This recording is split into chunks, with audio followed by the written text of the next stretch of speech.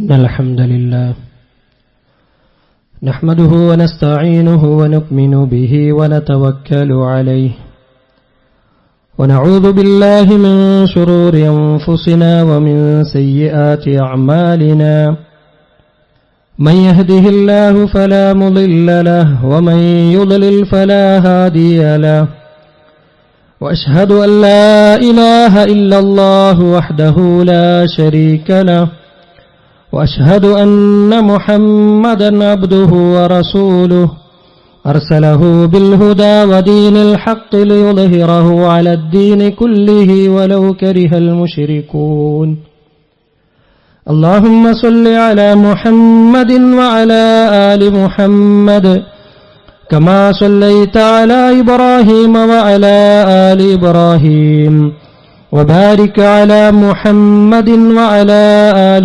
محمد كما باركت على إبراهيم وعلى آل إبراهيم إنك حميد مجيد أما بعد فإن خير الحديث كتاب الله وخير الهدي هدي محمد صلى الله عليه وسلم وشر الأمور محدثاتها وكل محدثة بدعة وكل بدعة ضلالة وكل ضلالة في النار يا أيها الذين آمنوا اتقوا الله حق تقاته ولا تموتن إلا وأنتم مسلمون أعوذ بالله من الشيطان الرجيم بسم الله الرحمن الرحيم واليوم الموعود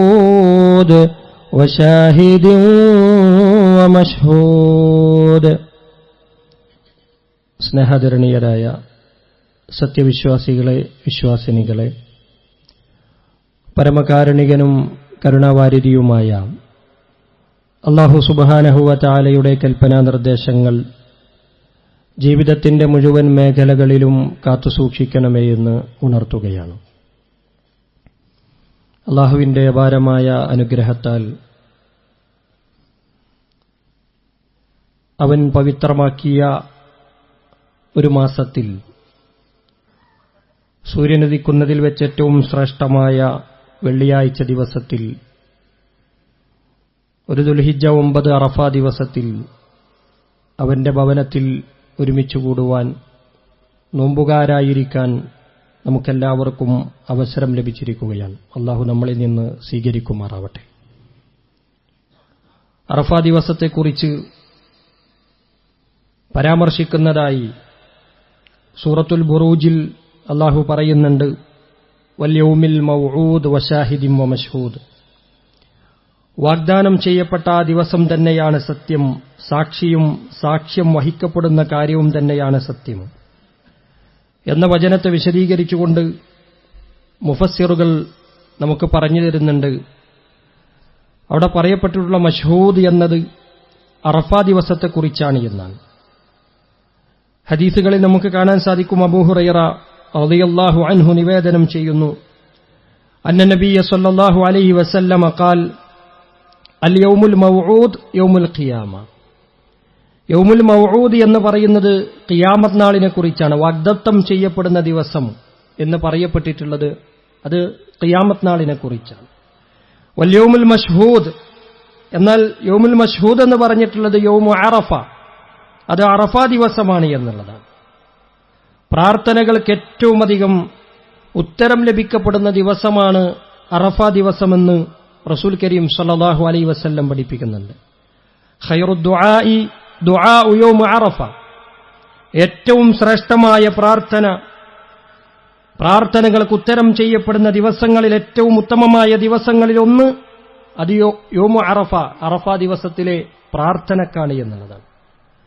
അതുകൊണ്ട് തന്നെ നാം ഏറ്റവും അധികം ശ്രദ്ധിക്കേണ്ടത്, പ്രാധാന്യം കൽപ്പിക്കേണ്ടത് ഈ ഒരു ദിവസത്തിൽ പ്രാർത്ഥനകൾ വർദ്ധിപ്പിക്കുന്നതിന് വേണ്ടി അല്ലാഹുവിങ്കലേക്ക് ദിക്റുകളും ദുആകളുമായി കരങ്ങൾ ഉയർത്തുന്നതിന് വേണ്ടി നാം അധികമായും ശ്രദ്ധിക്കേണ്ടതുണ്ട്. നമ്മൾ ആവശ്യക്കാരാണ്. അതോടൊപ്പം തന്നെ നാം മനസ്സിലാക്കേണ്ടത് അറഫ ദിവസവും ഒരു നോമ്പും ഒരുമിച്ച് വരുന്ന ദിവസം നബി സല്ലല്ലാഹു അലൈഹി വസല്ലം പറഞ്ഞു, 3 വിഭാഗം ആളുകളുടെ പ്രാർത്ഥനകൾ തട്ടിക്കളയുകയില്ല എന്ന് പറഞ്ഞതിലൊന്ന് നോമ്പുകാരന്റെ പ്രാർത്ഥനയാണ്. ആ നിലക്ക് പലതരം മഹത്വങ്ങൾ ഒരുമിച്ച് കൂടുന്ന അതിശ്രേഷ്ഠമായൊരു ദിവസത്തിൽ നോമ്പുകാരായിരിക്കെ അള്ളാഹുവിനോട് കൂടുതൽ പ്രാർത്ഥനകൾ നടത്തുവാൻ, അവങ്കിലേക്ക് ദിക്റുകളും ദുആകളുമായി കടന്നു ചെല്ലുവാൻ കൂടുതലായി സമയം നമ്മൾ കണ്ടെത്തേണ്ടതുണ്ട്. അറഫാ ദിവസത്തിന്റെ ഏറ്റവും വലിയൊരു പ്രത്യേകത നബി കരീം സല്ലല്ലാഹു അലൈഹി വസല്ലം പഠിപ്പിച്ചിട്ടുള്ളത് അൽ ഹജ്ജു അറഫ എന്നതാണ്. അറഫ എന്ന് പറയുന്നതാണ് യഥാർത്ഥത്തിൽ ഹജ്ജ്. മറ്റൊരർത്ഥത്തിൽ പറഞ്ഞാൽ ഹജ്ജിന്റെ ആകത്തുക എന്ന് പറയുന്നത് അറഫ ദിവസമാണ് എന്നുള്ളതാണ്. പണ്ഡിതന്മാർ നമുക്ക് പറഞ്ഞു തരുന്നുണ്ട്, അന്നഹു ലാ ബുദ്ദ ഫിൽ ഹജ്ജി മിനൽ വുഖൂഫി ബി അറഫ. ഒരാൾ അറഫയിൽ നിൽക്കുക എന്ന ആ ചര്യ പ്രവാചകൻ പഠിപ്പിച്ചിട്ടുള്ള ആ കാര്യം നിർവഹിക്കാതെ അയാളെ സംബന്ധിച്ചിടത്തോളം അയാൾക്ക് ഹജ്ജ് ലഭിക്കുകയില്ല എന്നുള്ളതാണ്. അതുകൊണ്ട് തന്നെ നിർബന്ധമാണ് ഹജ്ജിന്റെ കർമ്മങ്ങളിൽ അവൻ അറഫയിൽ നിൽക്കുക എന്നുള്ളത്, അവൻ ആ പകൽ അവിടെ കഴിച്ചുകൂട്ടുക എന്നുള്ളത് അവനെ സംബന്ധിച്ചിടത്തോളം നിർബന്ധമാണ്. അങ്ങനെയില്ലാത്ത ആളുകൾക്ക് ഹജ്ജില്ല എന്നുള്ളതാണ് പഠിപ്പിക്കുന്നത്. അത്രമാത്രം പ്രാധാന്യം അതിനുണ്ട് എന്നുള്ളതാണ്. ഇതുപോലെ ഒരു വെള്ളിയാഴ്ച ദിവസം ഹിജ്റ 10-ാം തീയതി ഹിജ്റ 10-ന് ദുൽഹിജ്ജ 9-ന് ഇതുപോലെ ഒരു വെള്ളിയാഴ്ച ദിവസം നബി കരീം സല്ലല്ലാഹു അലൈഹി വസല്ലം തന്റെ ജീവിതത്തിലെ ആദ്യത്തെയും അവസാനത്തേതുമായ ഹജ്ജ് കർമ്മം ഹജ്ജത്തുൽ വിദാ നടത്തിയ ദിവസമാണ്.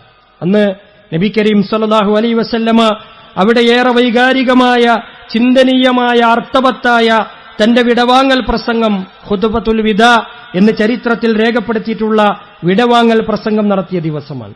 100,000-ഓളം സഹാബിമാരെ ഒരുമിച്ച് കൂട്ടിക്കൊണ്ട് ഹജ്ജ് കർമ്മങ്ങൾ നിർവഹിക്കുമ്പോൾ നബി കരീം സല്ലല്ലാഹു അലൈഹി വസല്ലം അവരെ ഒരുമിച്ചു ചേർത്ത് അവരോട് പറഞ്ഞിട്ടുള്ള പ്രധാനമായ ചില സന്ദേശങ്ങൾ ഇന്നും അർത്ഥവത്തായി നിലകൊള്ളുന്നു.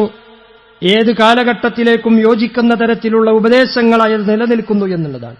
നബി സല്ലല്ലാഹു അലൈഹി വസല്ലം ആ ജനതയെ അഭിസംബോധന ചെയ്ത് പറഞ്ഞു, അയ്യുഹന്നാസ്, മനുഷ്യരെ, ഇസ്മഊ മിന്നി ഉബയ്യിനു ലക്കും, നിങ്ങൾ ഞാൻ പറയുന്നത് ശ്രദ്ധാപൂർവം കേൾക്കണം, ശ്രദ്ധിച്ചുകൊണ്ട് കേൾക്കണം. ഞാനിതാ നിങ്ങൾക്ക് ചില കാര്യങ്ങൾ വ്യക്തമാക്കി തരുന്നു എന്നുള്ളതാണ്. ഏതൊരു ആളുടെയും നല്ല ക്വാളിറ്റിയിൽപ്പെട്ടതാണ് ആളുകൾ പറയുന്നത് ശ്രദ്ധിക്കുക, കേൾക്കുക എന്നുള്ളത്. അല്ലാഹു സുബ്ഹാനഹു വ തആല സന്തോഷവാർത്ത അറിയിച്ചിട്ടുള്ള ഒരു വിഭാഗം, ഫബശ്ശിർ ഇബാദ്, എന്റെ അടിമകൾക്ക് നീ സന്തോഷവാർത്ത അറിയിച്ചു കൊടുക്കണം. അല്ലദീന യസ്തമിഊനൽ ഖൗല ഫയത്തബിഊന അഹ്സന, അവർ വാക്കുകൾ ശ്രദ്ധിച്ചു കേൾക്കുന്നവരും അതേപോലെ തന്നെ അതിൽ നിന്ന് നന്മയുള്ളത്, നല്ലതിനെ പിൻപറ്റുകയും ചെയ്യുന്നവരാണ് എന്നുള്ളതാണ്. ആ ക്വാളിറ്റി ഓരോ മനുഷ്യർക്കും ഉണ്ടാകേണ്ടതാണ്. ശ്രദ്ധാപൂർവം കാര്യങ്ങളെ കേൾക്കുക എന്നതാണ്. അതുകൊണ്ട് നബി സല്ലല്ലാഹു അലൈഹി വസല്ലം 100,000-ഓളം വരുന്ന സഹാബിമാരെ ഒരുമിച്ച് കൂട്ടി അവരോട് പറയുന്ന ആദ്യത്തെ കാര്യം, ഞാൻ പറയുന്നത് നിങ്ങൾ ശ്രദ്ധാപൂർവം കേൾക്കണം. അതിന് മറ്റൊരു കാരണം കൂടിയുണ്ട്. ഫഇന്നി ലാ അദ്രി ലഅല്ലി അൽഖാകും ബഅദ ആമ്മി ഹാദാ, ഒരുപക്ഷേ ഈ വർഷത്തിന് ശേഷം ഫീ മൗഖിഫി ഹാദാ, ഈ സ്ഥലത്ത് വെച്ച് ഇനി നമ്മൾ ഒരിക്കൽ കൂടി കണ്ടുമുട്ടണമെന്നില്ല. ഇനി ഒരിക്കലും നമ്മൾ ചിലപ്പോ കണ്ടുമുട്ടാൻ സാധ്യതയില്ല. അതുകൊണ്ട് ഇതുപോലെ ഒന്ന് പറഞ്ഞു തരാൻ, നിങ്ങൾക്കിതുപോലെ കാര്യങ്ങൾ കാണിച്ചു തരാൻ, ഖുദൂ അന്നീ മനാസികകും. മറ്റൊരു ഹദീസിൽ നമുക്ക് കാണാം പ്രവാചകൻ ആവർത്തിച്ചു പറഞ്ഞ കാര്യം, ഖുദൂ അന്നീ മനാസികകും, നിങ്ങൾ എന്നിൽ നിന്ന് ഹജ്ജിന്റെ കർമ്മങ്ങൾ ഓരോന്നും നോക്കി പഠിക്കണം. ലഅല്ലി ലാ അൽഖാകും ബഅദ ആമ്മി ഹാദാ, ഒരുപക്ഷേ ഈ വർഷത്തിന് ശേഷം ഇനി നമ്മൾ കണ്ടുമുട്ടിക്കൊള്ളണമെന്നില്ല. എനിക്കൊരു ഹജ്ജ് കൂടി നിർവഹിക്കുവാനും നിങ്ങൾക്ക് കാര്യങ്ങൾ പഠിപ്പിച്ചു തരാനും എനിക്കൊരവസരം കൂടി ലഭിച്ചുകൊള്ളണമെന്നില്ല. അതുകൊണ്ട് നിങ്ങൾ എന്നിൽ നിന്ന് കാര്യങ്ങൾ കേൾക്കുകയും പഠിക്കുകയും മനസ്സിലാക്കുകയും ചെയ്യണം സഹാബ എന്ന് പ്രവാചകൻ സല്ലല്ലാഹു അലൈഹി വസല്ലം പറയുന്നു. ഈ സംഭവത്തെ വിശദീകരിച്ചുകൊണ്ട് പിൽക്കാലഘട്ടത്തിൽ സഹാബിമാർ തന്നെ പറയുന്നുണ്ട്, പ്രവാചകൻ സല്ലല്ലാഹു അലൈഹി വസല്ലമയുടെ മരണത്തെക്കുറിച്ചുള്ള അറിയിപ്പുകൾ വന്നു തുടങ്ങുന്ന ദിവസങ്ങളായിരുന്നു അത് എന്നാണ്. ഈ ഒരു വർഷത്തിന് ശേഷം അടുത്തൊരു ഹജ്ജിലേക്ക് ഞാൻ ഉണ്ടാവുകയില്ല. അതുകൊണ്ട് നിങ്ങൾ കൃത്യമായി എന്നെ കേൾക്കുകയും പഠിക്കുകയും ചെയ്യണമെന്ന സന്ദേശമാണ് അത്തരത്തിലുള്ള കാര്യങ്ങളിലൂടെ, വർത്തമാനങ്ങളിലൂടെ പ്രവാചകൻ പഠിപ്പിച്ചിട്ടുള്ളത് എന്നാണ്. പ്രവാചകന്റെ സുപ്രസിദ്ധമായ ഏറ്റവും പ്രസക്തമായ വിടവാങ്ങൽ ഹജ്ജിലെ വിടവാങ്ങൽ പ്രസംഗത്തിൽ പ്രവാചകൻ സല്ലല്ലാഹു അലൈഹി വസല്ലം ജനങ്ങൾക്ക് നൽകുന്ന ആദ്യത്തെ ഉപദേശം മനുഷ്യന്റെ അഭിമാനത്തെക്കുറിച്ച്, മനുഷ്യന്റെ ജീവനെക്കുറിച്ച്, അവന്റെ സ്വത്തിനെക്കുറിച്ച് അത് പാവനത്വമുള്ളതാണെന്ന് പഠിപ്പിക്കുകയായിരുന്നു.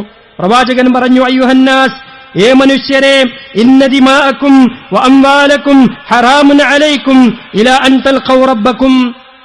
പ്രവാചകൻ പറയാണ്, ഇന്ന ദിമാഅക്കും വ അംവാലക്കും, മനുഷ്യരെ, നിങ്ങളുടെ ധനം, അതേപോലെ തന്നെ നിങ്ങളുടെ രക്തം, അതേപോലെ തന്നെ നിങ്ങളുടെ അഭിമാനം, ഇതെല്ലാം തന്നെ ഹറാമുൻ അലൈക്കും ഇലാ അൻ തൽഖൗ റബ്ബക്കും, റബ്ബിനെ കണ്ടുമുട്ടുന്ന നാൾ വരെയും അത് പവിത്രമാണ്, പാവനത്വമുള്ളതാണ്.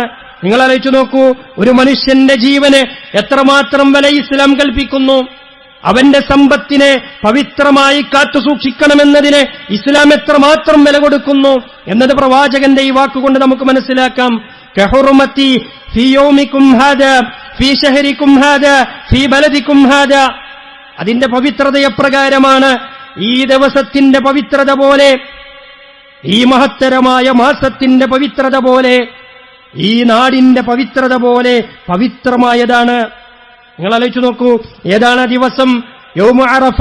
നാം നേരത്തെ സൂചിപ്പിച്ച ആ പവിത്രതകളെല്ലാം നിറഞ്ഞു നിൽക്കുന്ന, അള്ളാഹു അടിമകളോട് ഏറ്റവും അടുത്ത് നിൽക്കുന്ന, ഹജ്ജിന്റെ കർമ്മങ്ങൾക്ക് വേണ്ടി ഹാജിമാരെല്ലാവരും ഒരുമിച്ച് കൂടപ്പെടുന്ന ആ മഹത്തായ സദസ്സ് അറഫ ദിവസം.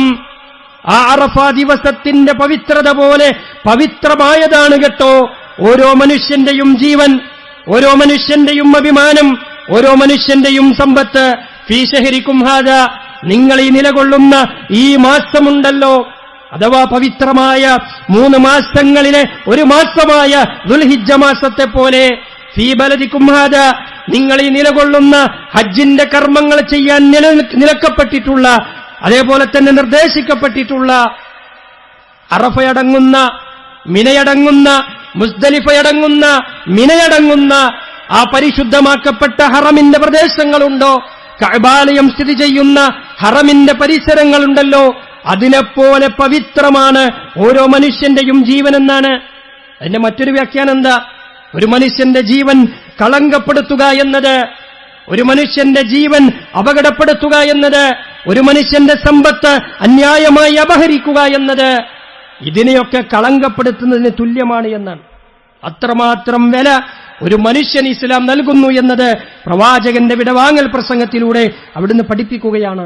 രണ്ടാമത്തെ ഉപദേശം നബി കരീം സല്ലല്ലാഹു അലൈഹി വസല്ലം നൽകിയിട്ടുള്ളത്, അയ്യുഹന്നാസ് ഇന്ന ലിനിസായിക്കും അലൈക്കും ഹഖ്ഖ വലക്കും അലൈഹിന്ന ഹഖ്ഖ.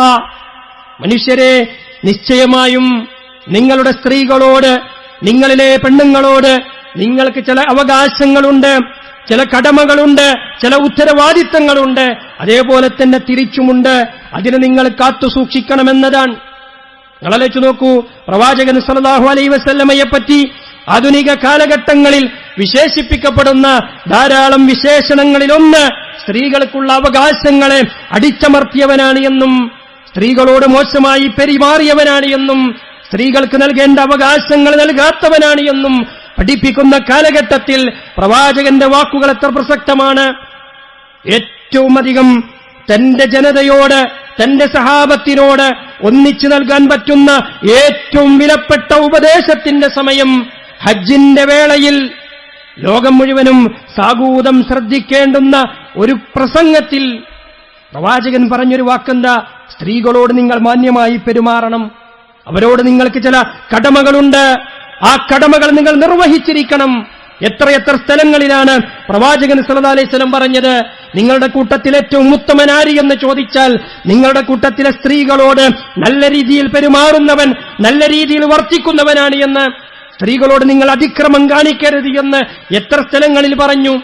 യുദ്ധത്തിന്റെ വേളയിൽ ശത്രുരാജ്യങ്ങളിലേക്ക് കടന്നു കയറുമ്പോൾ പോലും അവിടെയുള്ള സ്ത്രീകളെയും കുട്ടികളെയും വൃദ്ധന്മാരെയും നിങ്ങൾ ആക്രമിക്കരുത് എന്ന് പറഞ്ഞു. ഈ നിലക്ക് പ്രവാചകൻ സല്ലല്ലാഹു അലൈഹി വസല്ലം പഠിപ്പിക്കുന്ന ആ മഹിതമായ സന്ദേശമുണ്ടല്ലോ, സ്ത്രീകൾക്ക് നൽകിയിട്ടുള്ള സ്ഥാനം, പവിത്രത, അത് വളരെ വലുതാണ്. ജീവിക്കാൻ പോലും അവകാശമുണ്ടായിരുന്നില്ല സ്ത്രീകൾക്ക് എന്നതാണ് ജാഹിലിയ്യത്തിന്റെ ഏറ്റവും പ്രകടമായ ചിത്രം. ജാഹിലിയ്യ കാലഘട്ടത്തിൽ പെണ്ണുങ്ങൾക്ക് ജീവനോടുകൂടി മുന്നോട്ടു പോകാൻ സാധിക്കുകയില്ല. ജനിച്ചത് പെൺകുട്ടിയാണെന്നറിഞ്ഞാൽ ജീവനോടുകൂടി കുഴിച്ചു മൂടുന്ന ആ ജനവിഭാഗത്തോടാണ് നിങ്ങൾ നാളെ ചോദ്യം ചെയ്യപ്പെടും. വൈദൽ മൗഊദതു സുഇലത് ബിഅയ്യി ദംബിൻ ഖുതിലത്.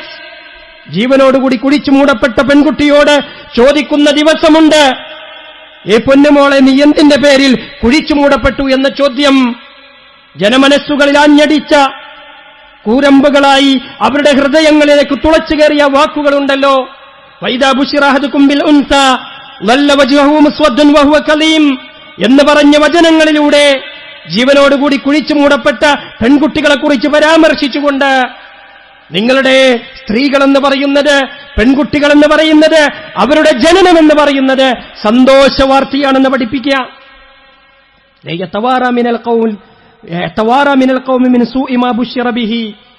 അവരുടെ ജീവിതത്തിൽ വന്ന ഏറ്റവും വലിയ അപമാനമാണ് അവർക്കൊരു പെൺകുട്ടി ജനിച്ചത് എന്ന് മനസ്സിലാക്കി ആ നിലക്ക് ചിന്തിച്ച് ജനങ്ങളിൽ നിന്ന് അകന്നുപോയി ഈ കുട്ടിയെ ഞാൻ കുഴിച്ചു മൂടട്ടെ എന്ന് ആലോചിച്ചിരുന്നൊരു ജനവിഭാഗത്തെ അവരെ പഠിപ്പിച്ചു കൊടുക്കുക.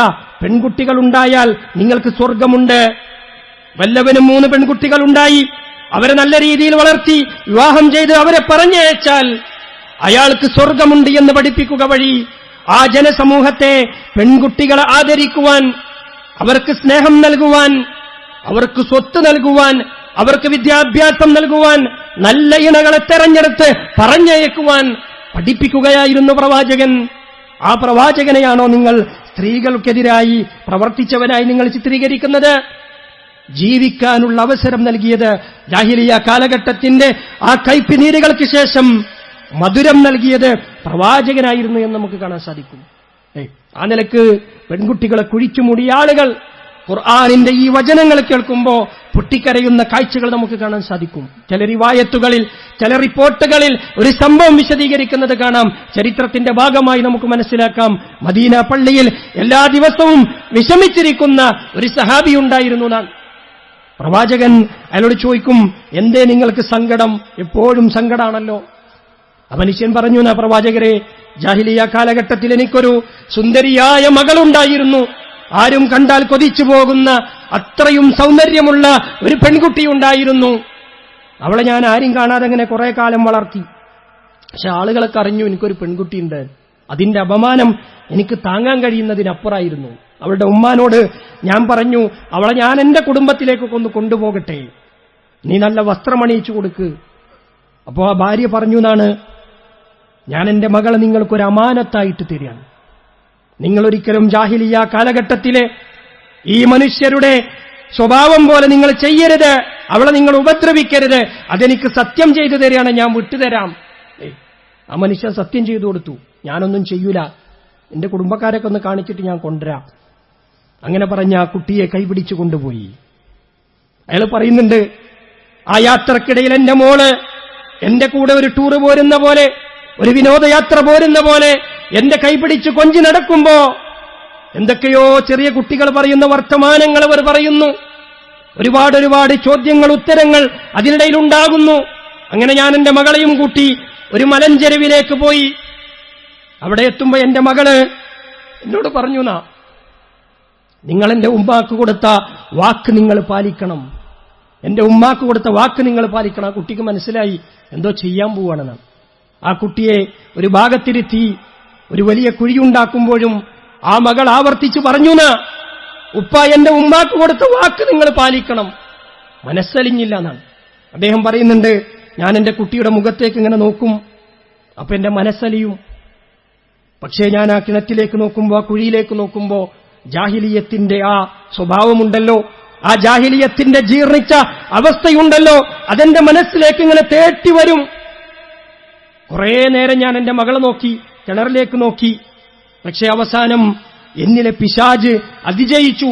ഞാൻ ആ കുട്ടിയെ ആ കിണറ്റിലേക്ക് എറിഞ്ഞു. എന്റെ മകൾ അലറിക്കരയുന്നത് എനിക്ക് കേൾക്കാം.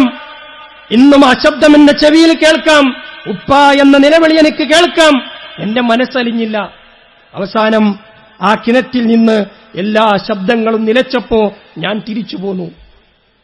നബി സല്ലല്ലാഹു അലൈഹി വസല്ലം പറഞ്ഞു, ജാഹിലിയ കാലഘട്ടത്തിൽ ഒരു മനുഷ്യൻ ചെയ്ത തെറ്റിനെ ശിക്ഷിക്കാൻ എനിക്ക് അല്ലാഹു അവകാശം നൽകുമായിരുന്നെങ്കിൽ നിശ്ചയമായും ഞാൻ നിങ്ങളെ ശിക്ഷിക്കുമായിരുന്നു.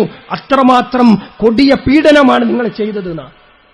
ആ മനുഷ്യരെ പോലും മാറ്റിയെടുത്ത് അതിന്റെ പേരിൽ ദുഃഖിക്കുന്നവനായി കരയുന്നവനായി മാറ്റിയെടുത്തത് പ്രവാചകന്റെ ഇടപെടലുകൾ, ഇത്തരത്തിലുള്ള സംസാരങ്ങളാണ് എങ്കിൽ പരിശുദ്ധ ഇസ്ലാം സ്ത്രീകൾക്ക് നൽകുന്ന സ്ഥാനത്തെക്കുറിച്ച് നാം കൂടുതൽ വിശദീകരിക്കേണ്ടതില്ല. അത്രമാത്രം പവിത്രത അതിന് നൽകിയിട്ടുണ്ട് എന്ന് നാം മനസ്സിലാക്കണം. അതുകൊണ്ട് നമുക്കിടയിലെ സ്ത്രീകളോട്, പെൺകുട്ടികളോട് നാം പ്രവാചകൻ കാണിച്ച മര്യാദയിൽ, പഠിപ്പിച്ച മര്യാദയിൽ അവരോട് പെരുമാറാൻ നമുക്ക് സാധിക്കണം. ഇല്ലെങ്കിൽ നാം ചോദ്യം ചെയ്യപ്പെടുക തന്നെ ചെയ്യും. ഏതെങ്കിലും തരത്തിലുള്ള വേർതിരിവുകൾ, ഏതെങ്കിലും തരത്തിലുള്ള അസമത്വങ്ങൾ പെൺമക്കൾക്കിടയിൽ, ആൺകുട്ടികൾക്കിടയിൽ നമ്മൾ കാണിച്ചിട്ടുണ്ട് എങ്കിൽ അതിന്റെ പേരിൽ നാം ശിക്ഷിക്കപ്പെടുമെന്ന് നാം ഓർക്കേണ്ടതുണ്ട്. പ്രവാചകന്റെ വിടവാങ്ങൽ പ്രസംഗത്തിലെ 3ാമത്തെ ഉപദേശം പ്രവാചകൻ സല്ലല്ലാഹു അലൈഹി വസല്ലം പഠിപ്പിച്ചു, ഫമൻ കാനത് ഇൻദഹു അമാന ഫൽയുഅദ്ദിഹാ ഇലാ മൻ ഇഅ്തമന അലൈഹാ. നിങ്ങളെ ആരെങ്കിലും എന്തെങ്കിലുമൊക്കെ വിശ്വസിച്ചേൽപ്പിച്ചതുണ്ട് എങ്കിൽ, വല്ല സ്വത്തുക്കളും അമാനത്തായി നിങ്ങളെ ഏൽപ്പിക്കപ്പെട്ടിട്ടുണ്ട് എങ്കിൽ അതിന്റെ അവകാശികളിലേക്ക് അത് നിങ്ങൾ തിരിച്ചു കൊടുക്കണം, കൃത്യമായി അത് ഏൽപ്പിക്കണം. അല്ലെ? ഏത് കാലഘട്ടത്തിലാണ് നമ്മളിത് പറയുന്നത്? ഏത് നിലക്ക് അന്യന്റെ ധനം അടിച്ചു മാറ്റാം, മറ്റുള്ളവരുടെ സ്വത്തുക്കൾ കൈക്കലാക്കാം എന്ന് വിചാരിച്ചുകൊണ്ട് അതിനുവേണ്ട തന്ത്രങ്ങൾ ഉപയോഗിക്കുന്ന കാലഘട്ടത്തിൽ നമ്മൾ പറയാണ് വിശ്വസിച്ചേൽപ്പിച്ചത് തിരിച്ചു കൊടുക്കണമെന്ന്. എത്രമാത്രം മഹത്തരമായ ഒരു ഉപദേശം! ജനങ്ങളുടെ സ്വത്തുവകകൾ കൈകാര്യം ചെയ്യുമ്പോൾ അവരുടെ സ്വത്തുക്കൾ നമ്മളെ ഏൽപ്പിച്ചിട്ടുണ്ട് എങ്കിൽ, നമ്മളെ നോക്കാൻ അവരെ ഏൽപ്പിച്ചിട്ടുണ്ടെങ്കിൽ, തന്നിട്ടുണ്ട് എങ്കിൽ അത് തിരിച്ചു കൊടുക്കണമെന്ന് പറയുന്ന പ്രവാചകന്റെ ഉപദേശം ജനങ്ങൾക്കിടയിൽ വലിയ സ്വാധീനമുണ്ടാക്കിയിട്ടുള്ളതാണ്. മറ്റുള്ളവരുടെ ധനം അപഹരിക്കുന്നതിന് വേണ്ടി കൊലപാതകങ്ങൾ നടത്തിയ ആളുകൾ, സ്വന്തം സഹോദരനെപ്പോലും വകവരുത്തി അവന്റെ സ്വത്തുവകകൾ കൈമാറ്റം ചെയ്യപ്പെടാൻ തന്നിലേക്ക് എത്തിക്കുവാൻ ആഗ്രഹിച്ച ആളുകൾ, അവരോടാണ് പറയുന്നത് പ്രവാചകൻ, ഏതെങ്കിലും തരത്തിൽ വിശ്വസിച്ചേൽപ്പിച്ച വസ്തുക്കളുണ്ടല്ലോ അത് നിങ്ങൾ തിരിച്ചു നൽകണം. 4ാമത്തെ പ്രവാചകന്റെ ഉപദേശം വളരെ ശ്രദ്ധേയമാണ്. അയ്യുഹന്നാസ് ഇന്നമൽ മുഅ്മിനൂന ഇഖ്വ. ജനങ്ങളെ, നിശ്ചയമായും വിശ്വാസികൾ സഹോദരങ്ങളാണ്. വലാ യഹില്ലു ലിംറിഇൻ മാലു അഖീഹി ഇല്ലാ അൻ തീബി നഫ്സിൻ മിൻഹു. ഒരു മനുഷ്യന്റെ സ്വത്ത് മറ്റൊരാൾക്കൊരിക്കലും തന്നെ അവകാശപ്പെട്ടതാവുകയില്ല അവന്റെ നല്ല മനസ്സിലൂടെ നൽകിയതല്ലാതെ എന്നാണ്. മുസ്ലിങ്ങൾ തമ്മിലുള്ള സഹോദര്യത്തെക്കുറിച്ച് പ്രവാചകൻ സല്ലല്ലാഹു അലൈഹി വസല്ലം പഠിപ്പിക്കുകയാണ്. പരസ്പരം കലഹിച്ചും തമ്മിലടിച്ചും തർക്കിച്ചും തീരേണ്ടതല്ല വിശ്വാസികൾ തമ്മിലുള്ള ബന്ധം. അവർക്കിടയിൽ ഒരു സാഹോദര്യമുണ്ട്. പ്രവാചകൻ സല്ലല്ലാഹു അലൈഹി വസല്ലം പഠിപ്പിച്ച ഹദീസുകൾ അനുസരിച്ചുകൊണ്ട് ഒരു മതിൽ കെട്ടിയുയർത്തിയതുപോലെ, ഒരു കെട്ടിടം ഉയർത്തിയതുപോലെ, അതിലെ കല്ലുകൾ തമ്മിൽ ചേർത്ത് വെച്ചതുപോലെ വിശ്വാസികൾ തമ്മിൽ കെട്ടുറപ്പുള്ള ബന്ധമുണ്ടാകണം എന്നുള്ളത് പ്രവാചകന്റെ ഉപദേശമാണ്, സന്ദേശമാണ്. അവിടെ എങ്ങനെയാണ് പരസ്പരം പിണങ്ങിയുള്ള മാറി നിൽക്കലുകൾ, അകന്നു നിൽക്കലുകൾ, അകറ്റി നിർത്തലുകൾ എന്ന് നാം ചിന്തിക്കേണ്ടതുണ്ട്. വിശ്വാസികൾ തമ്മിൽ ഒരു കയറിൽ പിടിച്ചു നിൽക്കണം, അള്ളാഹുവിന്റെ പാർശ്വത്തിൽ മുറുകെ പിടിച്ചു നിൽക്കണം, ഒറ്റക്കെട്ടായി നിലകൊള്ളണം. ഒന്നിച്ചു നിൽക്കുന്നിടത്ത്, ഐക്യമുള്ളയിടത്തെ അള്ളാഹുവിന്റെ സഹായമുണ്ടാവുകയുള്ളൂ. വേർതിരിവുകൾ, വിഭാഗീയതകൾ, ഛിദ്രതകൾ ഉള്ളയിടത്ത് അള്ളാഹുവിന്റെ സഹായമുണ്ടാവുകയില്ല. ഒറ്റപ്പെട്ടു നിൽക്കുന്നവനെ ചെന്നായ പിടിച്ചുകൊണ്ടുപോകും എന്ന് പറയുന്ന തരത്തിലുള്ള ധാരാളം ഹദീസുകൾ നമുക്ക് കാണാൻ സാധിക്കും. അതുകൊണ്ട് വിശ്വാസികൾ തമ്മിലുള്ള ബന്ധങ്ങൾ ഊഷ്മളമാക്കേണ്ടതുണ്ട്, സജീവമാക്കേണ്ടതുണ്ട് എന്ന് നാം മനസ്സിലാക്കുക. പ്രവാചകന്റെ മറ്റൊരു ഉപദേശം അവിടെ വാങ്ങൽ പ്രസംഗത്തിലെ ശ്രദ്ധേയമായ കാര്യം ലോകത്തെ മനുഷ്യർക്കിടയിൽ ഒന്നിന്റെ പേരിലും വേർതിരിവുണ്ടാകാൻ പാടില്ല എന്നുള്ളതാണ്. ഇന്ന് ജാതിയുടെ പേരിൽ, മതത്തിന്റെ, വർഗത്തിന്റെ, വർണ്ണത്തിന്റെ പേരിൽ കലഹങ്ങൾ നടക്കുന്ന ഒരു കാലഘട്ടം. നമ്മൾ പറയുമ്പോഴൊക്കെ പറയും ആധുനിക കാലഘട്ടം, AI ടെക്നോളജികളുടെ കാലഘട്ടം, എത്ര പുരോഗമിച്ച കാലഘട്ടം എന്നൊക്കെ നമ്മൾ പറയുമെങ്കിലും ഇന്നും ജാതിയുടെ പേരിൽ കൊലപാതകങ്ങൾ നടക്കുന്ന ഒരു നാട്ടിലാണ് നമ്മൾ ജീവിക്കുന്നത്. മറ്റുള്ളവന്റെ കിണറ്റിൽ നിന്ന് ദാഹം സഹിക്കവയ്യാതെ വെള്ളം കുടിച്ചതിന് ഇക്കഴിഞ്ഞ ദിവസങ്ങളിൽ പോലും ഒരു പിഞ്ചുബാലൻ അടിച്ചു കൊല്ലപ്പെട്ടു എന്നുള്ളതാണ്. പ്രവാചകന്റെ ഉപദേശം നിങ്ങൾ ശ്രദ്ധിക്കൂ. അയ്യുഹന്നാസ് ഇന്ന റബ്ബക്കും വാഹിദ് ഇന്ന അബാക്കും വാഹിദ് കുല്ലുക്കും മിൻ ആദം വആദം മിൻ തുറാബ്. മനുഷ്യരെ, ലോകത്തുള്ള മുഴുവൻ ജനങ്ങൾക്കുമുള്ള പ്രവാചകന്റെ സന്ദേശം ഇന്ന റബ്ബക്കും വാഹിദ്, നിങ്ങളുടെ റബ്ബൊന്നാണ്. നിങ്ങളെ സൃഷ്ടിക്കുകയും പരിപാലിക്കുകയും പടിപടിയായി വളർത്തുകയും നിങ്ങൾക്ക് ഉപജീവനം നൽകുകയും എല്ലാം ചെയ്യുന്ന റബ്ബൊന്ന് മാത്രമാണ്. അവന്റെ അടിമകളാ ലോകത്തുള്ള മുഴുവൻ മനുഷ്യരും. വഇന്ന അബാക്കും വാഹിദ്, നിങ്ങളുടെ പിതാവൊന്നാണ്. ഏതൊരു മനുഷ്യന്റെയും അടിവേരുകൾ തിരഞ്ഞു പോയാൽ അത് ആദം നബിയിലേക്കാണ് എത്തുന്നത്. നമ്മുടെ ജാതി ആദം നബിയുടെ ജാതിയാണ്. നമ്മുടെ രക്തം ആദം നബിയുടെ രക്തമാണ്. ഈ ലോകത്തുള്ള ഹിന്ദുവിന്റെയും മുസ്ലിമിന്റെയും ക്രിസ്ത്യാനിയുടെയും ജൈനന്റെയും ബൗദ്ധന്റെയും സിഖുകാരന്റെയും മതമുള്ളവന്റെയും ഇല്ലാത്തവന്റെയും എല്ലാം പാരമ്പര്യം ചെന്നെത്തുന്നത് ആദം നബിയിലേക്കാണ് എന്ന സന്ദേശം. ലോകത്തുള്ള മുഴുവൻ മനുഷ്യരും ഒന്നാണ് എന്നുള്ളത്. മനുഷ്യരെന്ന നിലക്ക് നാം എല്ലാവരും ആദമിന്റെ സന്താനങ്ങൾ. ആദമു മിൻ തുറാബ്, ആദമാകട്ടെ മണ്ണിൽ നിന്നാണ്. എന്തിന്റെ പേരിലാ നിങ്ങൾ അഹങ്കരിക്കുന്നത്? എന്തിന്റെ പേരിലാ നിങ്ങൾ വലിയ വീരവാദം മുഴക്കുന്നത്? ഏത് തറവാടിന്റെ പേരിലാ നമ്മളൊക്കെ മഹത്വം കണക്കാക്കുന്നത്? മലയാളക്കരയിലെ പ്രസിദ്ധനായ ഒരു അറബി കവിയുണ്ട്. അദ്ദേഹത്തിന് ഒരുപാട് അറബിയും മലയാളവും ചേർന്ന കവിതകളുണ്ട്. അതിൽ അദ്ദേഹം പറയുന്നുണ്ട്, അയാ ഫാഹിറം ബിൻ നഫ്സി കൈഫത്ത ഫാഹുറു, ഏ മനുഷ്യ, നീ എന്തിന്റെ പേരിലാണ് ഫഹ്ർ നടിക്കുന്നത്? തറവാടിന്റെ കുലമഹിമയുടെ പേരിൽ നീ അഹങ്കാരം നടിക്കുകയാണോ? അദ്ദേഹം പറയാ, ജദ്ദൂക്ക ചാത്തനുവ പോത്തനുവ നായരു. എന്റെ വല്യാപ്പാനൊന്നിച്ച് നോക്കിയോക്ക്, ഏതെങ്കിലും ചാത്തനും പോത്തനും നായരക്കാവും. അങ്ങോട്ടാ നമ്മളൊക്കെ ചെല്ലുന്നത്. അതുകൊണ്ട് അങ്ങനെയുള്ള പാരമ്പര്യങ്ങൾ തെരഞ്ഞ് വലിയ മഹത്വങ്ങൾ നടിക്കേണ്ടവരല്ല. നമ്മൾ ചിന്തിച്ചു നോക്കുമ്പോ മണ്ണിൽ നിന്ന് സൃഷ്ടിക്കപ്പെട്ട ആദമിന്റെ മക്കൾ മണ്ണിലേക്ക് മടങ്ങിപ്പോകേണ്ടവർ. പക്ഷേ അള്ളാഹുവിന്റെ അടുക്കൽ മഹത്വമുള്ളത് അക്രമക്കും ഇൻദല്ലാഹി അത്ഖാക്കും. നിങ്ങൾക്കിടയിൽ ആർക്കാ അള്ളാന്റെ അടുക്കൽ സ്ഥാനമുള്ളത്? ആർക്കാ അള്ളാന്റെ അടുക്കൽ മഹത്തുള്ളത്? തഖ്വയുള്ളവർക്കാണ്, സൂക്ഷ്മബോധമുള്ളവർക്കാണ്. ലൈസ ലിഅറബിയ്യിൻ ഫളൻ അലാ അജമിയ്യിൻ ഇല്ലാ ബിത്തഖ്വ. ഒരറബിക്ക് അനറബിയേക്കാൾ സ്ഥാനമില്ല, ഒരു ഫളലുമില്ല. ഞങ്ങൾ അറബിയാളാ, അതവിടെ വെച്ചാ മതി. ഞങ്ങൾ ഇന്ന ആളുകളാ, ഇന്ന ഭാഷക്കാരാ, അതൊന്നും അള്ളാന്റെ അടുക്കൽ സ്വീകാര്യമല്ല. റസൂൽ കരീം സല്ലല്ലാഹു അലൈഹി വസല്ലം തുടരുന്നുണ്ട്, ഒരു കറുത്തവന് വെളുത്തവനേക്കാളോ വെളുത്തവന് കറുത്തവനേക്കാളോ അള്ളാന്റെ അടുക്കൽ സ്ഥാനമില്ല. വർണ്ണത്തിന്റെ പേരിലുള്ള വിവേചനമരുതേ, ഭാഷയുടെ പേരിലുള്ള വിവേചനമല്ല. മനുഷ്യരെന്ന നിലക്ക് ഒറ്റക്കെട്ടായി നിലകൊള്ളുവാൻ, പരസ്പരം സഹായവും താങ്ങുമായി നിലകൊള്ളാൻ, അടിച്ചമർത്തലുകളില്ലാതെ, കലഹങ്ങളില്ലാതെ, കലാപങ്ങളില്ലാതെ ഒന്നിച്ചു നീങ്ങുവാനുള്ള സന്ദേശം ആധുനിക ലോകത്തിന്റെ ഏറ്റവും അനിവാര്യമായ സന്ദേശമാണ്. രാജ്യങ്ങൾ, നാടുകൾ, മനുഷ്യർ ജാതിയുടെ, വർണ്ണത്തിന്റെ, വർഗത്തിന്റെ പേരിൽ കലഹിക്കുന്ന കാലഘട്ടത്തിൽ പ്രവാചകന്റെ ഉപദേശം മനുഷ്യരൊന്നാണ് എന്ന സന്ദേശം ലോകത്തിനു മുമ്പിൽ പഠിപ്പിച്ച മഹാനായ പ്രവാചകൻ, അദ്ദേഹത്തിന്റെ വിടവാങ്ങൽ പ്രസംഗം. അതേപോലെ തന്നെ ജാഹിലിയ കാലഘട്ടത്തിന്റെ അടയാളങ്ങളുടെ, ബാക്കിപത്രങ്ങളുടെ പേരിൽ ഒരു നിരക്കുമുള്ള ഈർഷ്യതകൾ വെച്ചു പുലർത്താൻ പാടില്ല.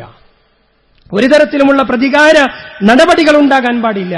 ജാഹിലിയ കാലഘട്ടത്തിൽ പലിശക്ക് കൊടുത്തതിന്റെ പലിശ ഇപ്പോൾ നിങ്ങൾ വാങ്ങാൻ പാടില്ല എന്ന് പഠിപ്പിക്കുന്ന സന്ദേശം എത്ര മഹത്തരമായതാണ്. റസൂലുള്ളാഹി സ്വല്ലല്ലാഹു അലൈഹി വസല്ലം പറയാണ്, ഇന്ന റിബൽ ജാഹിലിയ മൗദൂ. ജാഹിലിയ കാലഘട്ടത്തിന്റെ പലിശകളൊക്കെ ഉണ്ടല്ലോ, അതൊക്കെ നിർത്തിവെച്ചിട്ടുണ്ട്. വ ഇന്ന അവ്വല റിബൻ അബ്ദഉ ബിഹി റിബ അമ്മി al Abbas bin Abdul Muttalib. ആദ്യമായി ഞാൻ നിർത്തലാക്കുന്ന പലിശ ആരുടേതാണെന്നറിയോ? എന്റെ പിതൃവ്യൻ അബ്ബാസ് ബിൻ അബ്ദുൽ മുത്തലിബിന്റേതാണ്.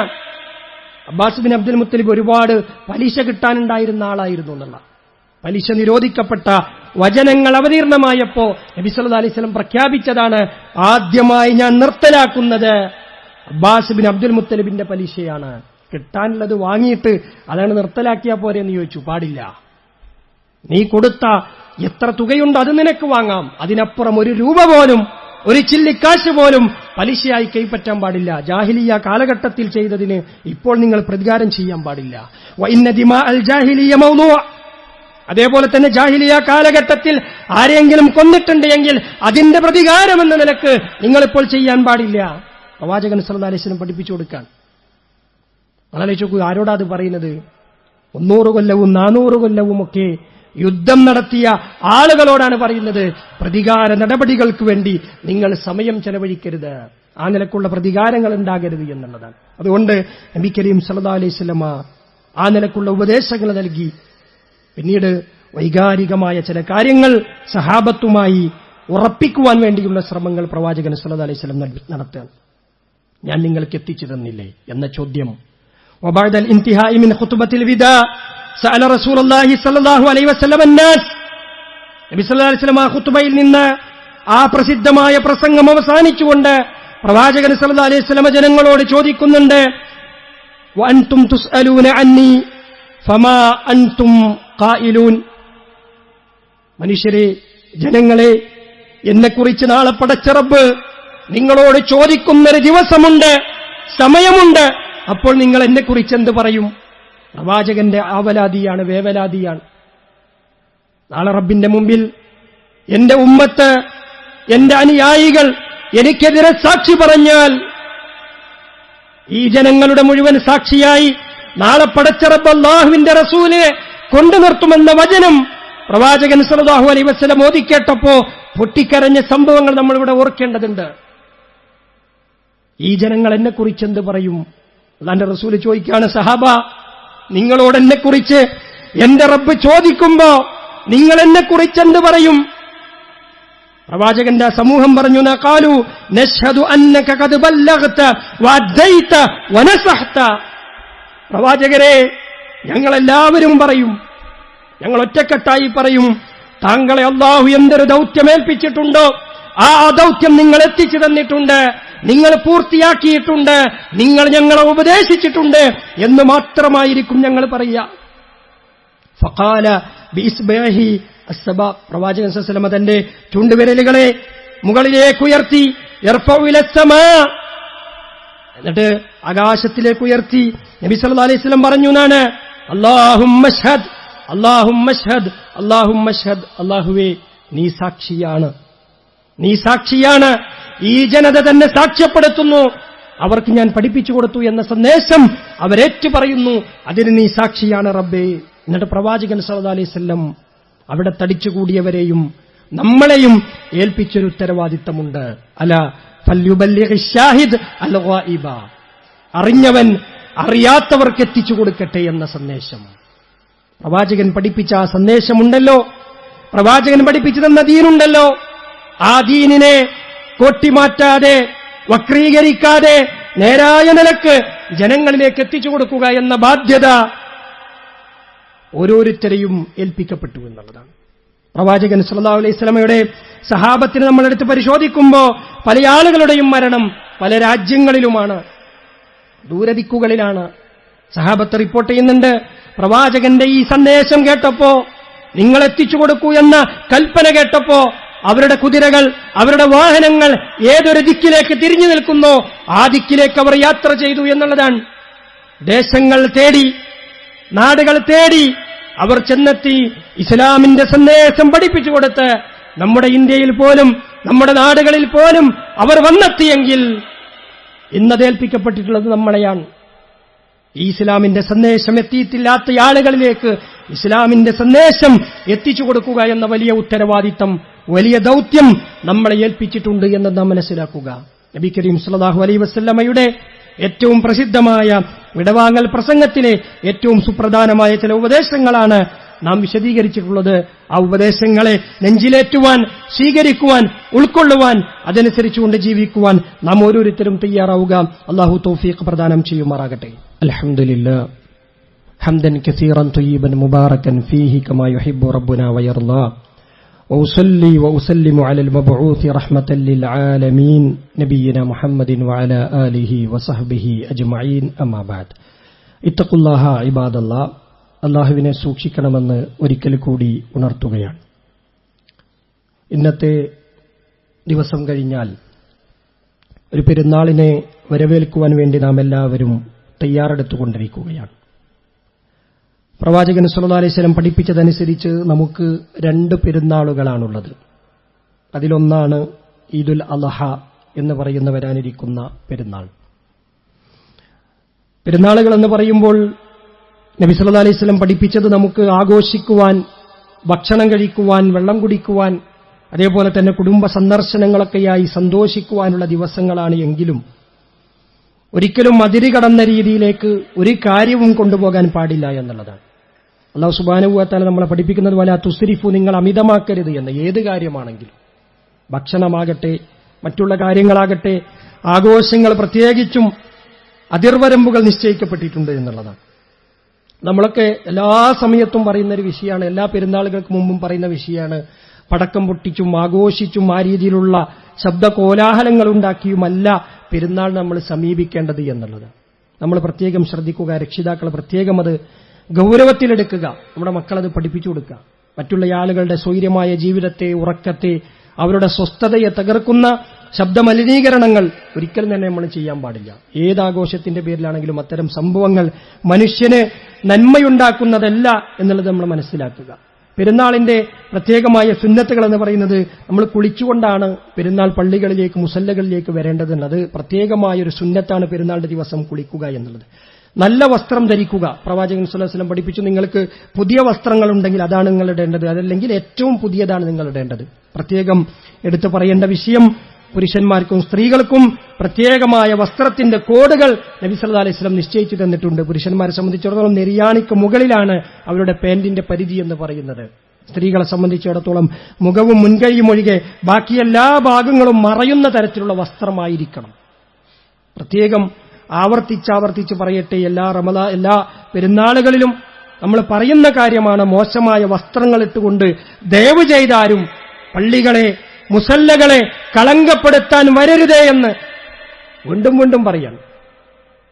മറ്റുള്ള ആളുകളെ ഫസാദിലാക്കുന്ന, അവരുടെ ശരീരത്തിന്റെ ഭംഗിയെ, സൗന്ദര്യത്തെ മറ്റുള്ളവരിലേക്ക് പ്രകടമാക്കാനുള്ള ഒരവസരമായി നിങ്ങൾ ഇതിനെ കാണും. ഇത് മഹത്തരമായൊരു ഇബാദത്താണ്. പെരുന്നാൾ എന്ന് പറയുന്നത് ഒരുപാട് മഹത്വമുള്ള ആരാധനാകർമ്മമാണ്. ആ ആരാധനാകർമ്മത്തിന് വരുമ്പോ കെട്ടി ഒരുങ്ങി കുറെ മേക്കപ്പൊക്കെ പൂശി ഉള്ള പുട്ടിയൊക്കെ അടിച്ച് പെയിന്റൊക്കെ അടിച്ച് ഇങ്ങനെ വരിക എന്ന് പറയുന്നത് എത്രമാത്രം അപഹാസ്യമാണ് നമ്മൾ മനസ്സിലാക്കുക. ഈ ദിവസത്തെ കളങ്കപ്പെടുത്തുന്ന പണിയാണത്. അതുകൊണ്ട് അത്തരം പ്രവണതകളുമായി ആരും തന്നെ പള്ളികളിലേക്ക് വരേണ്ടതില്ല, മുസല്ലകളിലേക്ക് വരേണ്ടതില്ല എന്ന് സാന്ദർഭികമായി സൂചിപ്പിക്കുകയാണ്. ഇസ്ലാമികപരമായി പഠിപ്പിക്കപ്പെട്ടുള്ള മര്യാദയുള്ള വസ്ത്രം നമ്മളും നമ്മുടെ മക്കളുമൊക്കെ അണിയുന്നുണ്ട് എന്ന് നമ്മൾ ഉത്തരവാദിത്തത്തോടുകൂടി ചിന്തിക്കുക. ആരത് വാങ്ങിക്കൊടുത്തുവോ, ആരാണോ അതിന് പണം ചെലവഴിച്ചത്, അവരാണതിന്റെ ഉത്തരവാദി. കുല്ലുക്കും റാഇൻ വകുല്ലുക്കും മസ്ഊലുൻ അൻ റഇയതിഹി. ഓരോരുത്തരെയും അല്ലാഹു ചില ഉത്തരവാദിത്തങ്ങൾ ഏൽപ്പിച്ചിട്ടുണ്ട്. ആ ഉത്തരവാദിത്തത്തെപ്പറ്റി നാളെ പടച്ചറബ്ബ് ചോദിക്കും. ഒരു ബാപ്പയാണെങ്കിൽ ആ ബാപ്പാന്റെ ഉത്തരവാദിത്തമുണ്ട്, അത് നിറവേറ്റണം. പ്രത്യേകിച്ച് ആൺകുട്ടികളുടെയൊക്കെ പാന്റ്, ഇപ്പോഴത്തെ ഫാഷന് വലിയൊരു പാന്റ് ഇങ്ങനെ അടിച്ചോരാനൊന്നും പ്രത്യേകിച്ച് പിന്നെ ആളുകളെ ഏൽപ്പിക്കേണ്ട, മുഴുവൻ ഓല് കൊണ്ടുപോയിക്കോളും.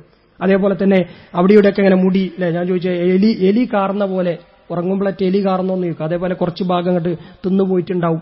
ആ രീതിയിലുള്ള ശാരീരികമായ, അതേപോലെ തന്നെ വസ്ത്രത്തിന്റെയൊന്നും അടയാളങ്ങളൊന്നും ഇസ്ലാമിന്റെ നബി സല്ലല്ലാഹു അലൈഹി വസല്ലം നിരോധിച്ചതാണത്. നഹാ റസൂലുള്ളാഹി സ്വല്ലല്ലാഹു അലൈഹി വസല്ലം അനിൽ ഖസ.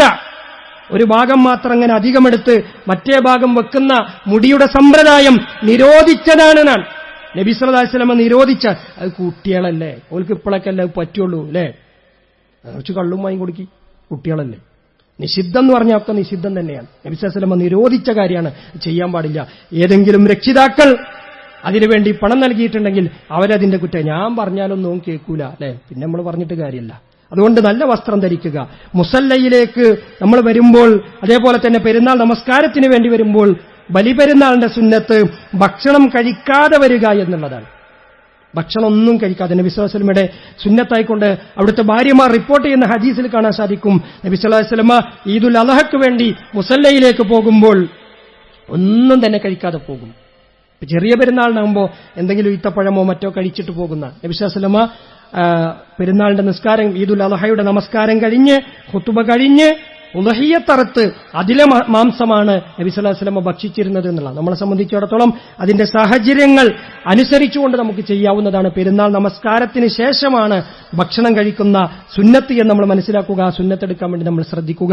അതേപോലെ തന്നെ വരുന്നതും പോകുന്നതും മറ്റൊരു വഴിയിലൂടെയാകുന്നത് പ്രത്യേകം സുന്നത്തായിട്ടുള്ള കാര്യമാണ്, അത് നമ്മൾ ശ്രദ്ധിക്കുക. അതേപോലെ തന്നെ നമസ്കാരം ഇൻഷാ അല്ലാഹ് പെരുന്നാൾ നമസ്കാരം നമ്മൾ 7:30 തന്നെ ആരംഭിക്കണമെന്നാണ് ഉദ്ദേശിക്കുന്നത്. മഴയുടെയും മറ്റു സാഹചര്യങ്ങളൊക്കെ ഉള്ളതുകൊണ്ട് തന്നെ നമുക്ക് ഈദ്ഗാഹുകൾക്കും മറ്റുമൊക്കെയുള്ള തടസ്സങ്ങൾ നിങ്ങൾക്കറിയാം. 7:30 തന്നെ ഇൻഷാ അല്ലാഹ് നമസ്കാരം ആരംഭിക്കണമെന്നാണ് നമ്മൾ ഉദ്ദേശിക്കുന്നത്. എല്ലാ ആളുകളും ഒളുവെടുത്ത് നേരത്തെ തന്നെ പള്ളിയിൽ എത്തിച്ചേരുവാൻ വേണ്ടി പ്രത്യേകം ശ്രദ്ധിക്കണമെന്ന് ഓർമ്മപ്പെടുത്തുകയാണ്. സാഹചര്യങ്ങൾ അനുകൂലമാകുന്നതിനനുസരിച്ച് ഇൻഷാ അല്ലാഹ് നമുക്ക് കാര്യങ്ങൾ തീരുമാനിക്കാവുന്നതാണ്. ഏതായാലും 7:30 നമസ്കാരം തുടങ്ങുമ്പോൾ തന്നെ എല്ലാവരും എത്തിച്ചേരണമെന്ന് പ്രത്യേകം ഓർമ്മപ്പെടുത്തുകയാണ്. അതേപോലെ തന്നെ മറ്റൊരു അറിയിപ്പുള്ളത്, ഉളഹിയ്യത്ത് കർമ്മം നമ്മൾ ഇൻഷാ അല്ലാഹ് നിർവഹിക്കുന്നത് 2ാം പെരുന്നാളിന്റെ പുലർച്ചെയാണെന്നുള്ള, സുബഹിയുടെ മുമ്പായിട്ട് ഇൻഷാ അല്ലാഹ് 2 മണിയൊക്കെ ആവുമ്പോൾ ആരംഭിക്കണമെന്നാണ് നമ്മൾ ആഗ്രഹിക്കുന്നത്. അതുകൊണ്ട് ഉളഹിയ്യത്തിന് ഷെയർ ചേർന്നിട്ടുള്ള ആളുകൾ, ഷെയർ ഹോൾഡേഴ്സ് 7:30 മുതൽ ഇൻഷാ അല്ലാഹ് അവരുടെ മാംസങ്ങൾ വിതരണം ചെയ്യുന്നത് ആരംഭിക്കും. അതുകൊണ്ട് ആ ആളുകൾ പ്രത്യേകമായി 7:30 തന്നെ എത്തിച്ചേരാനും അതുമായി ബന്ധപ്പെട്ടുകൊണ്ടുള്ള കാര്യങ്ങൾ ശ്രദ്ധിക്കുവാനും വേണ്ടി അറിയിച്ചിട്ടുണ്ട്. പ്രത്യേകമായി കൊണ്ടത് ശ്രദ്ധിക്കണമെന്ന് ഓർമ്മപ്പെടുത്തുകയാണ്. ഇൻഷാ അല്ലാഹ് നമ്മുടെ അറവ് നടക്കുന്നത് കഴിഞ്ഞ പ്രാവശ്യങ്ങളിലൊക്കെ നടത്തിയിട്ടുള്ള നമ്മുടെ ബോയ്സ് ഹോസ്റ്റലിന്റെ പിറകുവശത്തുള്ള സ്ഥലത്ത് വെച്ചാണ് അറവ് നടക്കുന്നത്. പരമാവധി ആളുകൾക്ക് പങ്കെടുക്കാൻ സാധിക്കുമെങ്കിൽ ആ നിലക്ക് അവിടെ എത്തിച്ചേരണമെന്ന് ഓർമ്മപ്പെടുത്തുകയാണ്. സഹോദരങ്ങളെ, പെരുന്നാളിന്റെ ദിവസങ്ങളിൽ പ്രവാചകൻ സല്ലല്ലാഹു അലൈഹി വസല്ലമയുടെ ഒരു ചര്യ സുന്നത്തി എന്ന നിലക്ക് പെരുന്നാൾ ദിവസം പെരുന്നാൾ സമ്മാനമായി ഒരു പ്രത്യേകമായ സ്വതക്ക നബി സല്ലല്ലാഹു അലൈഹി വസല്ലം ആവശ്യപ്പെടുകയും കളക്ട് ചെയ്യുകയും അതിന്റെ അവകാശികളിലേക്ക്, പാവപ്പെട്ട ആളുകളിലേക്ക് അതെത്തിക്കുകയും ചെയ്യുമായിരുന്നു എന്നുള്ളത് ബിലാൽ ഇബ്നു റവാഹ റളിയല്ലാഹു അൻഹു പോലെയുള്ള സഹാബിമാർ റിപ്പോർട്ട് ചെയ്യപ്പെടുന്ന ഹദീസുകളിൽ നമുക്ക് കാണാൻ സാധിക്കുന്ന കാര്യമാണ്. ഇൻഷാ അല്ലാഹ് നമ്മൾ ഈ പെരുന്നാളിന്റെ ദിവസം നമ്മൾ നടത്തുന്ന കളക്ഷൻ ക്യാൻസർ രോഗികളായിട്ടുള്ള ആളുകൾക്ക് വേണ്ടി, പ്രത്യേകിച്ച് ചികിത്സാ ചെലവുകളൊക്കെ ഏറ്റെടുത്തുകൊണ്ട് നടത്തുന്ന ക്യാൻസർ സെന്ററുകളുണ്ട്. IMB പോലെ, ചെമ്മാടുള്ള കരുണ പോലെയുള്ള ക്യാൻസർ സെന്ററുകൾക്ക് വേണ്ടിയുള്ള ഒരു കളക്ഷനാണ് ഇൻഷാ അല്ലാഹ് നാളെ നമ്മൾ പെരുന്നാളിന്റെ ദിവസം നടത്തുന്നത്. പെരുന്നാളിന്റെ സ്വതക്കയാണ്. അതേപോലെ തന്നെ ഏറ്റവും അർഹതപ്പെട്ട ക്യാൻസർ രോഗികൾക്ക് വേണ്ടിയാണ് ഇൻഷാ അല്ലാഹ് നമ്മൾ കളക്ഷൻ നടത്തുന്നത്. നമ്മളൊക്കെ പെരുന്നാളിന്റെ ആഘോഷങ്ങൾക്ക് വേണ്ടി ഒരുങ്ങുന്ന, പെരുന്നാളിന്റെ ദിവസങ്ങളിൽ ആഘോഷങ്ങളുമായി കഴിഞ്ഞുകൂടുമ്പോൾ പ്രയാസപ്പെട്ടുകൊണ്ട് രോഗികളായി കഷ്ടപ്പെടുന്ന ആളുകളെ സഹായിക്കുവാൻ, അവർക്ക് സന്തോഷം പകരുവാൻ വേണ്ടിയാണ് അത്തരത്തിലുള്ള കളക്ഷൻ നമ്മൾ നടത്തുന്നത്. എല്ലാ ആളുകളും നാളെ അതിനുവേണ്ടി ഒരുങ്ങി വരണമെന്ന് പ്രത്യേകമായി ഓർമ്മപ്പെടുത്തുകയാണ്. അല്ലാഹു സുബ്ഹാനഹു വ തആല നമ്മൾ അനുഗ്രഹിക്കുമാറാകട്ടെ. സഹോദരങ്ങളെ, കഴിഞ്ഞ ആഴ്ചയിൽ നമ്മൾ സൂചിപ്പിക്കുകയും കളക്ഷൻ എടുക്കുകയും ചെയ്ത വിഷയമാണ് നമ്മുടെ ഒരു സഹോദരൻ, അദ്ദേഹത്തിന്റെ കിഡ്നി തകരാറിലാവുകയും വലിയ ശാരീരികമായ പ്രയാസങ്ങൾ, അവശതകൾ അനുഭവിച്ചുകൊണ്ടിരിക്കുന്നു. അതോടൊപ്പം തന്നെ ഭാരിച്ച ചികിത്സയുടെ പ്രയാസങ്ങളും അദ്ദേഹം അനുഭവിച്ചുകൊണ്ടിരിക്കുന്നു. സാമ്പത്തികമായ വലിയ ബുദ്ധിമുട്ടുകളിലാണ് അദ്ദേഹം ഉള്ളത്. അദ്ദേഹത്തിനെ സഹായിക്കാൻ നമ്മൾ ഓരോരുത്തരും തയ്യാറാവുക. പ്രത്യേകിച്ച് ഇന്ന് അറഫ ദിവസം, വെള്ളിയാഴ്ച ദിവസം, നോമ്പുകാരായിരിക്കെ നമുക്ക് ധാരാളം അമലുകൾ, ഇബാദത്തുകൾ, ദാനധർമ്മങ്ങൾ ചെയ്യുന്നതിനൊക്കെ വർദ്ധിച്ച പ്രതിഫലങ്ങൾ ലഭിക്കുന്ന ഒരു സമയവും സാഹചര്യവും സന്ദർഭവുമാണ് എന്ന് നമ്മൾ മനസ്സിലാക്കിക്കൊണ്ട് ആ സഹോദരന്റെ കിഡ്നി മാറ്റിവെക്കൽ ഓപ്പറേഷൻ നടത്തുന്നതിന് വേണ്ടി അർഹമായ നിലക്കുള്ള, കഴിയുന്ന തരത്തിലുള്ള ഒരു സഹായം എല്ലാ ആളുകളുടെ ഭാഗത്തുനിന്നുണ്ടാകണം. ഇൻഷാ അല്ലാഹ് അതുമായി ബന്ധപ്പെട്ടുകൊണ്ടുള്ള ആളുകൾ അവിടെയുണ്ട്. ഗൂഗിൾ പേ സംവിധാനങ്ങളുണ്ട്. പരമാവധി ആളുകൾ കാര്യമായ നിലക്കുള്ള സഹായം എത്തിച്ചു കൊടുക്കേണ്ടതുണ്ട്. വളരെയധികം വലിയ ലക്ഷങ്ങൾ ചെലവ് വരുന്ന ഒരു ഓപ്പറേഷനാണ് എന്ന് നമുക്കെല്ലാവർക്കും അറിയാം. അതുകൊണ്ട് ആ നിലക്ക് കണ്ട് പരിഗണിച്ചുകൊണ്ടുള്ള ഒരു സംഖ്യ നൽകുവാൻ വേണ്ടി നിങ്ങൾ എല്ലാവരും തയ്യാറാവുക. അല്ലാഹു നമ്മളിൽ നിന്ന് സ്വീകരിക്കുമാറാകട്ടെ. തക്ബീറുകൾ മുഴക്കേണ്ട സമയങ്ങളും സാഹചര്യങ്ങളുമാണ് കടന്നു വരുന്നത്. അയ്യാമു തശ്രീഖിന്റെ അവസാന ദിവസത്തെ അസർ വരെയും തക്ബീറുകൾ ചൊല്ലേണ്ട സമയമാണ്. തക്ബീർ ധ്വനികളുമായി മുന്നോട്ട് പോവുക.